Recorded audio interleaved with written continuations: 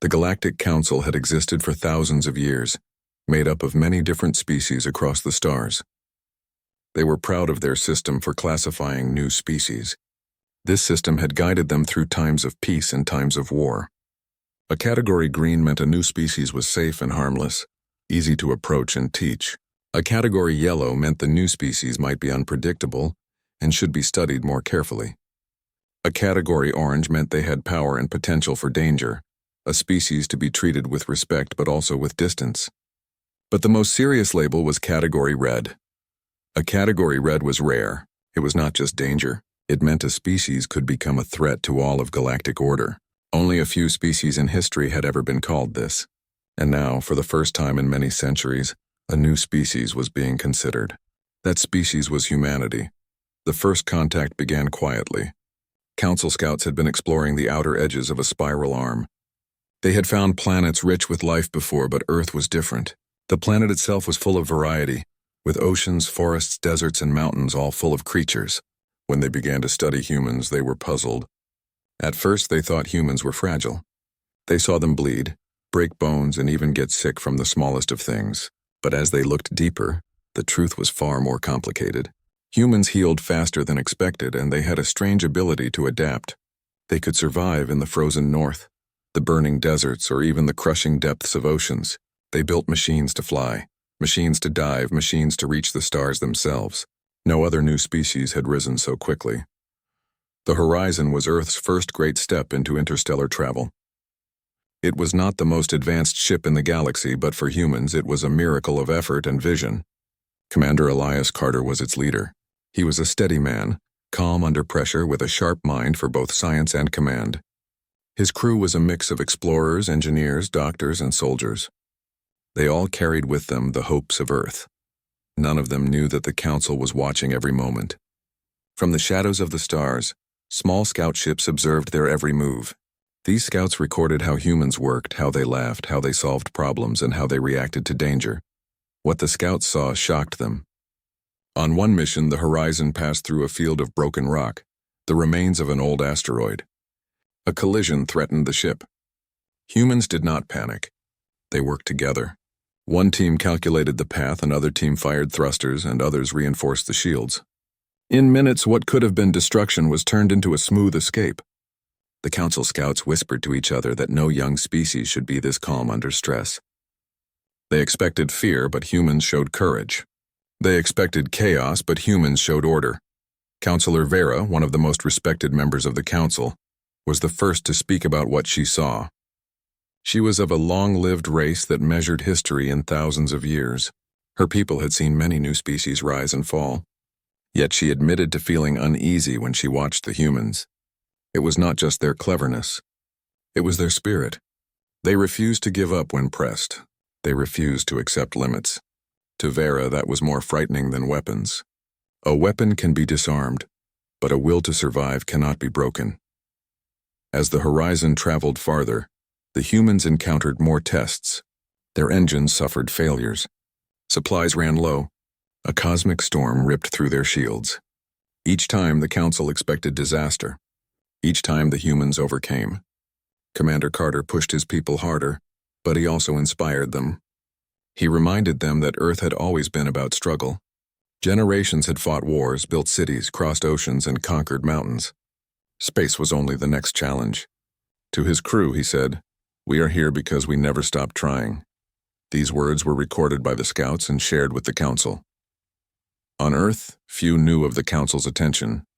The people celebrated the Horizon as a beacon of hope. Children followed the journey on screens. Schools taught about the mission, and nations spoke of a new future. What they did not know was that their every triumph was being judged by ancient eyes. Reports flowed back to the Council, each one more troubling. The scouts reported that humans not only adapted but improved under pressure. They became sharper, faster, and more united when faced with danger. This was unlike many other species who often fractured and fell into despair. To the Council, it looked as if humans were forged by struggle itself. The final report that shifted the debate came from an encounter near a dying star. The Horizon discovered an alien probe drifting in space. It was ancient from a civilization long gone. The humans did not destroy it or ignore it. They studied it, learned from it, and even repaired part of it. Dr. Daniel Brooks, the ship's chief scientist, led the effort. He showed patience and creativity, managing to translate fragments of the alien script. The crew celebrated their first step toward real interstellar communication. The Council scouts, however, were alarmed. In a matter of weeks, the humans had learned more about that ancient language than entire species had managed in decades. It was as if humans were not only fast learners but hungry to know everything. When the Council gathered to discuss the findings, the chamber was tense. Counselors from across the stars spoke in long debates. Some argued that humans should be welcomed and taught, perhaps guided into peace. Others shouted that such a species could not be trusted. They feared that humanity's ambition would spread too far, too fast. It was Counselor Vera who reminded them of the classification system. We have seen their strength, their resilience, and their hunger to expand. These are the marks of a red. To ignore this is to risk the order we have built. The vote was not easy. Many resisted the idea of placing such a young species into the most dangerous category. But in the end, the evidence was too strong. Humanity was officially labeled Category Red. The decision was written in records stamped by law and shared with the Council members. Every future encounter with humans would be marked with warning. Humanity was to be treated as an ultimate threat. On the horizon, the crew went about their journey unaware of the decision. Commander Elias Carter stood on the bridge, staring out at the stars. To him, they were not a place of fear but of promise. He dreamed of building friendships among the stars, of trading knowledge and culture. He did not know that far away in the grand halls of the Council, his people had just been declared the greatest danger the galaxy had seen in centuries. This was how it began. Humanity had not yet fought battles or built empires. They had only shown who they were, stubborn, adaptable, and unbroken. And for that, the galaxy had already judged them. The label of Category Red had been given. The meaning of that label would shape everything to come. When the Galactic Council voted to call humanity Category Red, the message spread quickly through the halls of power. Ancient species whispered of the danger. Younger ones argued that the decision was unfair. But the mark of red was heavy and it could not be undone. It meant humanity would forever be seen through the eyes of suspicion and fear. Yet back on Earth, no one knew. The people celebrated their explorers, unaware of the label that had already shaped their future. Captain Laura Green was chosen to lead the second exploratory fleet. She was younger than Commander Elias Carter, but known for her strong will and sharp thinking. Her ship, the Endeavor, was more advanced than the Horizon, built with lessons learned from the first mission. The crew trusted her, and she carried herself with the confidence of someone who believed in humanity's future among the stars. When they first left Earth, the journey felt like hope itself. But soon she began to notice something strange. Alien ships would appear at the edges of their sensors, following but never making contact. Sometimes lights flashed in the darkness only to vanish when the Endeavor turned to investigate. It was as if they were being watched and judged. Laura Green kept her concerns private at first. She did not want to alarm her crew. Yet she could not ignore the pattern. She reported her findings back to Earth. Governments and scientists tried to make sense of the behavior. Some argued it was natural caution. Others thought it was fear. Then the Endeavor intercepted a signal. The words were broken, but one phrase was clear. Threat level, humanity. Category Red. The message sent shock through the crew. Dr. Daniel Brooks, now back on Earth, was one of the first to confirm the meaning. He and other scientists translated fragments and realized that the galaxy had already judged them. Humanity was not seen as new explorers, but as a danger to everything beyond their world. Captain Green gathered her officers and told them the truth. We are being labeled before we have even spoken. But if they fear us, we must decide what to do with that fear. We can shrink from it or we can rise. On Earth, leaders faced the same question. News spread quickly and debates filled every hall of power. Some believed humanity should retreat, hide, and avoid drawing more attention. Others said the label was proof that they should prepare for conflict. The people were divided, but there was one thing that united them. They would not stop exploring. They had come too far to turn back now. The Endeavor pressed onward, traveling farther than any human ship before. Along the way, they encountered small signs of alien life. A station abandoned long ago, drifting near a broken moon. A trading ship that fled at the first sign of humans. Even a mining colony where workers locked their doors and refused to speak.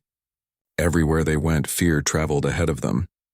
The label of red was shaping the galaxy's view of humanity, even before humans had a chance to explain themselves. But humanity had always been shaped by challenge. They were used to suspicion and hardship.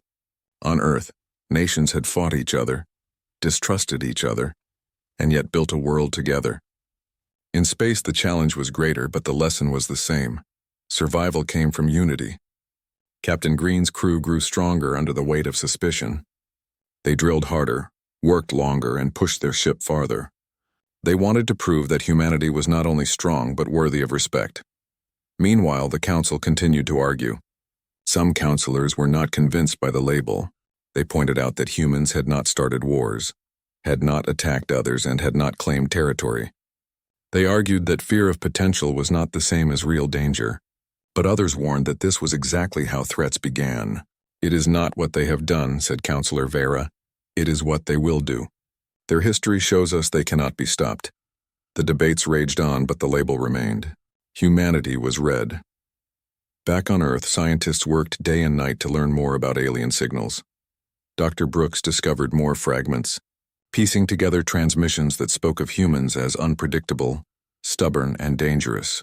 He realized the Council had been watching from the start. "They are afraid of what we might become," he told his colleagues, "and maybe they are right to be afraid. But that fear does not mean we must become the monsters they imagine." The Endeavor's journey grew harder as months passed. Supplies ran low and the crew grew tired. Yet every challenge reminded them of who they were. They faced storms of radiation, mechanical failures, and the emptiness of space. Each time they survived. Each time they grew stronger. Captain Green reminded her crew that the label of red did not decide their fate. "We are more than their fear. We are explorers, dreamers, and builders. They cannot take that from us." Then came a turning point. The Endeavor received a distress signal from a small alien freighter caught in the gravity of a collapsing star. The crew hesitated. Helping might reveal their location, and the freighter might reject their aid. But Green gave the order. "We do not leave anyone to die, no matter what they think of us." The crew worked with skill and bravery, pulling the freighter free with careful maneuvers. When the aliens realized humans had saved them, they were shocked. They expected hostility but found compassion. Though they fled quickly afterward, they spread the story. Whispers began to travel across the stars. The red species did not only fight, they also saved. This act of rescue caused ripples. Some members of the council grew uneasy. If humans could win loyalty through kindness, they might gather allies even faster than through force. For the first time, doubt touched the certainty of the red label. But the council still feared the larger picture. They told themselves that one act of compassion did not erase the danger. Humanity was still too quick to adapt, too fast to grow, and too stubborn to control. On Earth, the story of the rescue reached the people. It filled them with pride. The world realized that even under the shadow of red, they could choose how to act. They could show strength without cruelty, and compassion without weakness. The label might shape the galaxy's view, but humanity would shape its own destiny. Scientists, explorers, and leaders all agreed. They would continue. They would not let fear define them. As the Endeavor prepared for its next journey, Captain Green stood at the observation deck. Stars filled the view, endless and bright. She thought of the Council, of the fear written into their records. She thought of her crew, strong and ready despite the weight of suspicion. And she thought of Earth, a world that had always fought to endure. In that moment, she felt no fear. She felt only determination. The galaxy had called them red, but humanity had not yet spoken for itself. Their voice would come not from labels, but from actions. And so the second mission of humanity carried on. Every step into the stars brought new eyes watching, new whispers spreading. The label of red was heavy, but it could not crush their spirit. Humanity's story was only beginning, and the galaxy would soon learn that labels alone could not contain them. The Council's judgment did not stop humanity from moving forward. Instead, it seemed to give them more reason to prove themselves. The label of Category Red spread across the galaxy, and whispers followed every mention of Earth. Some spoke of humans as destroyers waiting to rise. Others spoke of them as survivors who would never yield. While the Council feared what might come, humanity simply lived by the same spirit that had carried them through every age. When challenged, they did not break. They adapted, fought, and grew stronger. Colonel Marcus Hayes was one of the first to feel the weight of the new era. He had commanded soldiers on Earth, but now he was chosen to lead a task force into the uncharted sectors beyond human colonies. His mission was not conquest. It was to protect, to explore, and to show that humans could stand beside other species. Yet the Council watched his every move, and so did those who feared humans. Pirates, mercenaries, and slavers who had long preyed upon the weak saw a new target in Earth's ships. They expected humanity to be soft, to retreat when pressed, but what they met instead was force guided by will. On their first mission, Hayes's task force received a distress call from a small world on the edge of trade routes. The planet was home to a gentle people who had no weapons to defend themselves. For years, raiders had taken what they wanted. When Hayes's ships arrived, they found the settlement burning. Without hesitation, Hayes gave the order to fight. The humans moved with speed and precision. They were outnumbered, but they did not back down. Their ships struck hard, disabling enemy weapons with skill. When soldiers landed on the ground, they fought with a mix of discipline and fury. By the time the battle was over, the raiders had fled, and the settlement stood in awe of their rescuers. The people of that world spread the story quickly. They told of humans who fought like storms, yet who gave food, medicine, and aid once the danger had passed. To them, humans were saviors. To the Council, the story was more troubling. Not only had humans fought and won against forces far older than themselves, they had also gained loyalty. Fear grew that humanity's influence would spread faster than any empire before. Colonel Hayes did not seek power, but he understood the responsibility placed upon him. He knew every act of compassion made allies, and every act of defense made enemies tremble. He told his soldiers, "We are not here to rule. We are here to show the galaxy that we will not bow, and we will not let the weak suffer while we stand by." His words reached beyond his crew. They were carried in broadcasts, shared among colonies, and whispered among species who had lost hope. Humanity's image was no longer only of danger. It was also of protectors. The more battles Hayes's task force fought, the more the Council grew uneasy. Reports described human victories that seemed impossible. A single task force holding off an entire fleet, soldiers adapting to alien terrain in hours, engineers repairing ships faster than enemy spies could sabotage them. It was as if humans turned every hardship into a lesson. Even when outnumbered, they refused defeat. To the Council, this was proof of the red label. To those in need, it was proof that the Council's fear was misplaced. Admiral Rebecca Nolan became one of the strongest voices in defense of humanity. She had served in Earth's Navy before joining Interstellar Command, and she was respected for her sharp judgment. Watching Hayes's campaigns, she saw more than danger. She saw a balance no other species seemed to hold. Humans could be fierce, yes, but they also knew when to show mercy. They did not destroy for the sake of destruction. They struck when needed, then offered a hand when it was over. To her, this was not the mark of monsters, but of leaders. Meanwhile, in the Council chambers, Counselor Vera spoke again. She reminded her peers of the signs. "Look at them," she said. "Every trial only makes them stronger. Every enemy only makes them wiser. They will spread, and when they do, the galaxy will change. You fear them, and you are right to fear. They are red, and no other label will hold them."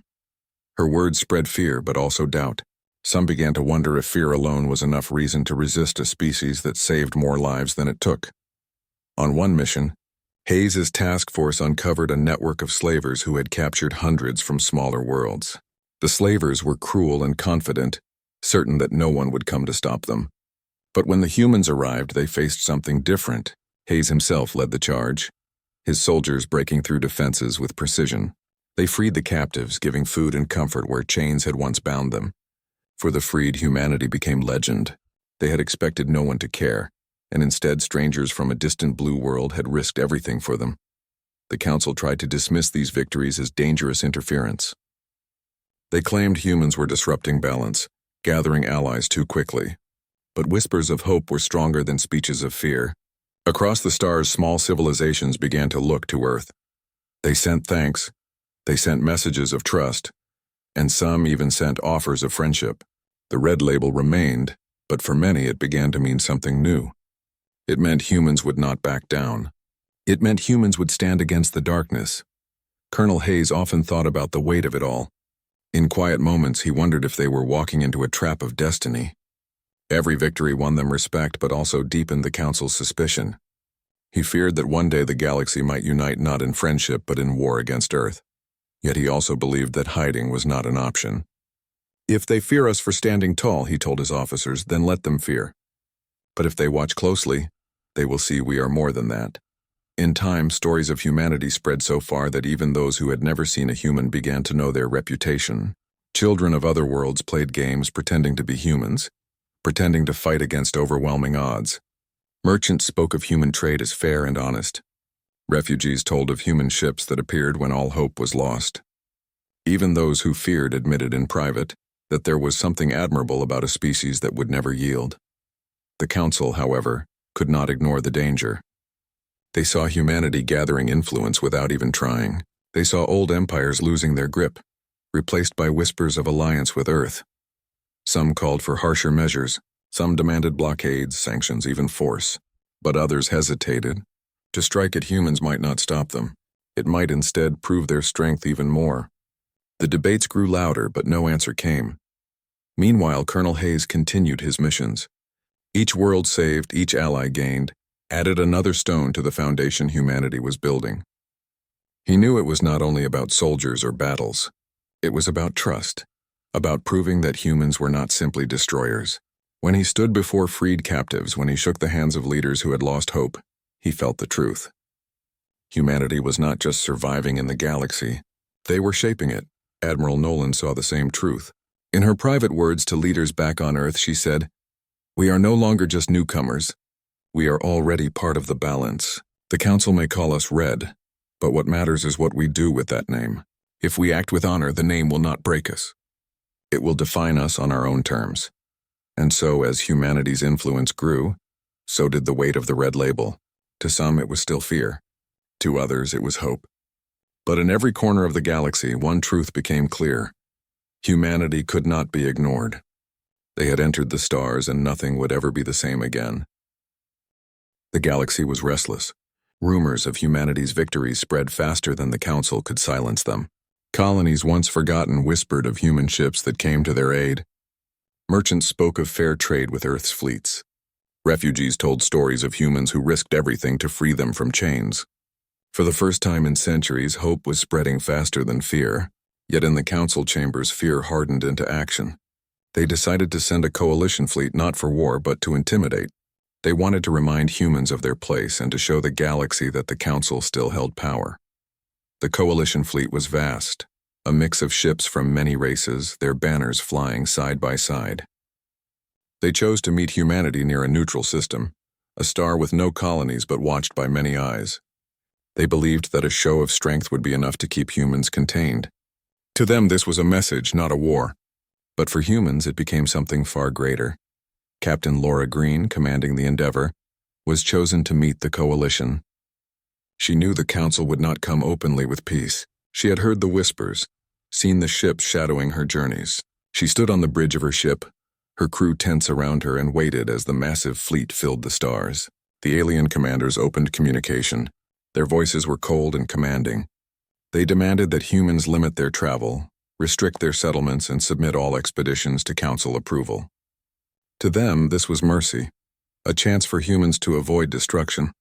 But to Captain Green, it was an insult. She listened quietly, her hands clasped behind her back. When they finished, she answered with calm words that carried more weight than anger. "We do not yield our future to fear. We will not accept chains no matter how they are dressed." The Council commanders were shocked. Few dared to speak so boldly against them. They tried again, speaking of balance and order, warning of consequences. Green stood firm. She told them humanity would seek friendship, but never slavery. She said Earth had suffered too long under limits to bow now. When the stars were finally within reach, her crew stood taller behind her, their eyes bright with pride. The coalition expected fear, but they found defiance. Tension grew. Patrol ships moved closer, testing boundaries. A skirmish broke out when one coalition ship fired a warning shot near the Endeavor. The humans reacted with precision. Their ships moved fast, striking without waste. They disabled weapons and shields but did not destroy. Every shot was measured, every action controlled. In minutes, coalition ships were drifting, powerless but unharmed. The message was clear. Humans could fight and they could win, but they chose not to kill when it was not needed. The galaxy watched in silence. Across the stars, screens lit up with images of human ships standing strong against a fleet many times their size. The Council had hoped to intimidate, but instead, they had revealed humanity's greatest strength. Not just power, but restraint. Where others might have unleashed destruction, humans held back, showing skill without cruelty. This made them more dangerous, not less. For what is more fearsome than those who can destroy yet choose not to? Among the coalition, voices began to break. Some captains refused to fire again, shaken by the humans' control. Others whispered that perhaps the Council had been wrong. Admiral Rebecca Nolan, observing from a distance, understood what had happened. Humanity had not only defended itself, it had won the galaxy's respect. She sent word back to Earth, telling leaders that they were no longer just newcomers. They had proven themselves on the stage of the stars. On Earth, news of the encounter spread like wildfire. People gathered in cities to watch the recordings. Children cheered as they saw human ships stand against the mighty coalition. Leaders who had once doubted now spoke with pride. Humanity was no longer just a planet reaching for the stars. They were a people who could stand tall before empires. The red label had been meant to warn others of danger, but now it was becoming a symbol of strength. Still, the Council could not admit defeat. In their chambers, they argued fiercely. Some demanded harsher action, fearing humanity's rise even more after the display. Others warned that open war would only make humans stronger. Counselor Vera listened in silence, her eyes heavy with thought. She had spoken of humanity as red from the beginning, but now even she wondered, were they a threat or were they something else entirely? The Council had no answer, and so they delayed, unwilling to take the final step. Meanwhile, Captain Green reflected on the encounter. She walked the decks of the Endeavor, speaking with her crew. They were proud but also aware of the danger. Green reminded them that their victory was not just in battle but in showing mercy. "We proved we can fight," she told them. "But more importantly, we proved we can choose. That is what sets us apart." Her words became a saying among her people, carried back to Earth and repeated in homes and halls. The strength to fight, and the strength to choose. The coalition withdrew, humiliated but alive. The galaxy had seen it all. Small races who had long feared the Council began to hope. If humans could stand against them, perhaps others could too. The Council's grip was loosening not by war, but by the example of a single species who refused to bow. Humanity had shown that power did not have to be cruel, and that mercy could be more terrifying than destruction. In the days that followed, humans continued their work. They built new colonies, opened trade routes, and reached out to those who had been left behind. Each step forward drew new eyes, new allies, and new enemies. But the encounter with the coalition had changed everything. The galaxy could no longer see humans only as a threat. They were something far greater, a force that chose its own path. Colonel Hayes's task force continued its missions, inspired by Green's example. Admiral Nolan prepared Earth's fleets for whatever might come. Scientists like Dr. Brooks worked tirelessly to understand alien technology and build bridges where possible. And on every world where humans set foot, the stories spread. Of courage, of mercy, of defiance. The Council still called them Red, the ultimate threat. But across the stars, a new meaning was forming. Red was no longer just danger. Red was resilience. Red was strength. Red was the will to survive and to protect. And in the hearts of many who had once lived in fear, red was hope. The dust of the coalition encounter had settled, but its echoes traveled far. In every corner of the galaxy, species spoke of humans with awe, fear, or hope. The red label had once meant only danger, but now it was a name that carried many meanings. To some, it meant humanity was too strong to trust. To others, it meant a light had entered the darkness. But to humans themselves, it was simply another challenge. They did not see the label as a cage. They saw it as a test, and humanity had always thrived when tested. Commander Elias Carter, whose horizon had first carried humans into the stars, returned to Earth after years away. His hair was grayer, his face lined with time, but his spirit had not faded.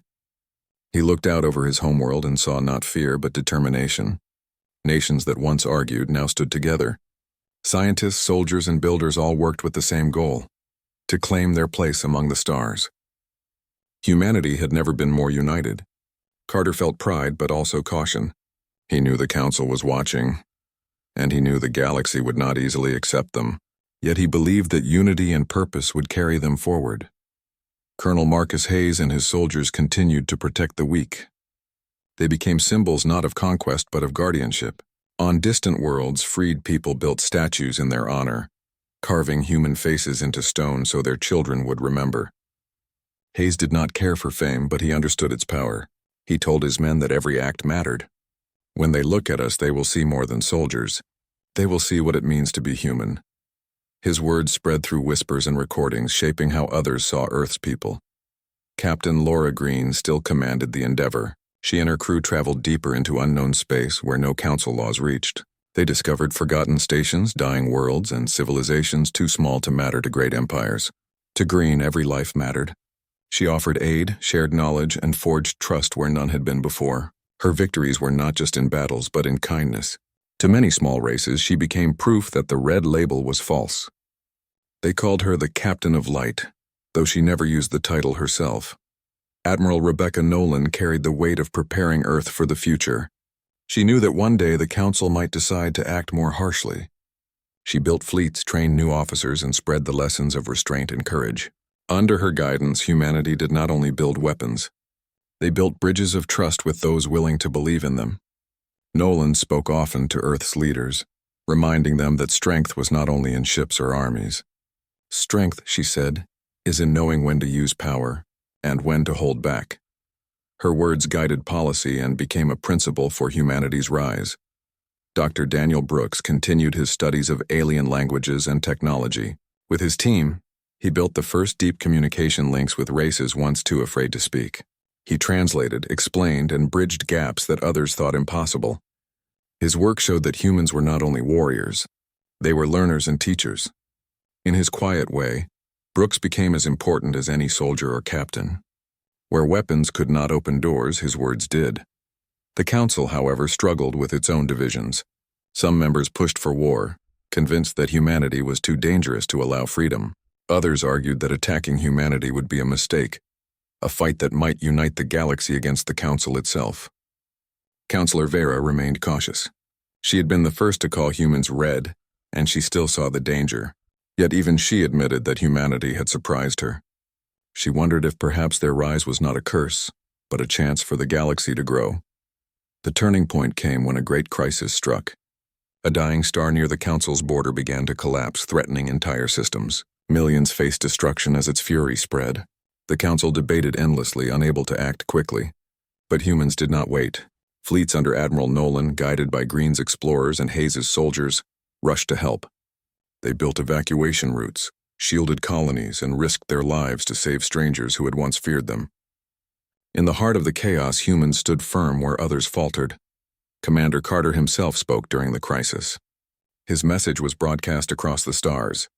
We did not choose the label red, but we will choose what it means. If red means we fight, then we fight for the weak. If red means we endure, then we endure for all. We are human, and we will not turn away. His words echoed through systems, carried on signals to places far beyond the crisis. For the first time, the galaxy heard humanity's voice directly, not through whispers or fear, but through promise. When the crisis ended, millions owed their lives to humans. The Council could not deny it. Entire worlds spoke with gratitude. Old enemies softened their stance. Some even offered friendship. The red label remained, but it was no longer only a warning. It had become a banner, reshaped by humanity's choices. What had been meant as fear was now seen by many as strength and hope. On Earth, people gathered in celebration. They saw their fleets return, carrying survivors from alien worlds. They heard the thanks of species they had never met before. For the first time, humanity understood that they were no longer alone and no longer small. They were part of something larger, and their role was growing. Children dreamed not of fear, but of adventure. Leaders spoke not of retreat, but of destiny. The Council still struggled. Some remained bitter, warning that humanity was dangerous and must be stopped. But others admitted that humans had done what the Council could not. They had united strangers, saved millions, and shown strength with compassion. The debates continued, but the balance had shifted. Humanity could no longer be dismissed. Captain Green, Colonel Hayes, Admiral Nolan, Dr. Brooks, and Commander Carter each carried their part of the story. They were not perfect. They made mistakes, faced doubts, and carried burdens. But together they showed the galaxy the truth. Humans were not monsters. They were not saviors. They were something else, something new. They were a people who refused to break, who chose their own path, and who shaped their own meaning. And so, humanity's rise continued. The red label still followed them, but it no longer held them down. Instead, it lifted them higher, a symbol of resilience and choice. Across the stars, those who once feared began to hope. Those who once doubted began to believe. And those who once ruled began to wonder if perhaps humanity's way was the way of the future. The galaxy had tried to judge them, to cage them with a name. But humanity had turned that name into a promise that they would fight when needed, protect when possible, and endure always. The Council had called them the ultimate threat. In truth, they had become the ultimate hope,